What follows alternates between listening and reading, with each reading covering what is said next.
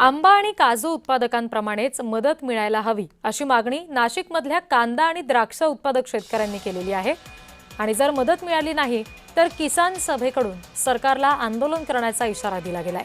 मुख्यमंत्री देवेंद्र फडणवीस यांनी काजू आणि आंबा उत्पादक शेतकऱ्यांना मदत करणार असल्याचं जाहीर केलं आणि त्यानंतर कांदा त्याचबरोबर द्राक्ष उत्पादक शेतकरी सुद्धा आता आक्रमक झालेले आहेत। आम्हाला सुद्धा मदत मिळायला हवी असं त्यांचं म्हणणं आहे।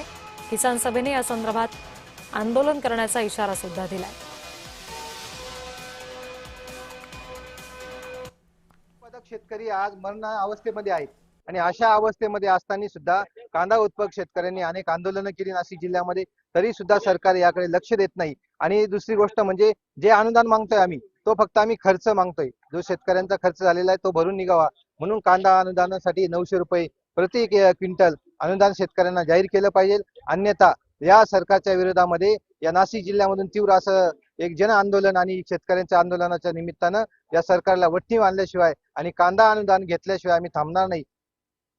असं आता खर्च येतो एकरी 80 ते 85 हजार रुपये आणि पैसे होतात 40 ते 50 हजार रुपये। तर सरकार का आमची एकच विनंती आहे, तर कांद्याला हमी भाव 2000 रुपये द्यावा आणि आता जे कांदे विकू राहिलो यासाठी कमीत कमी 1000 रुपये अनुदान द्यावा ही सरकार का विनंती करतो।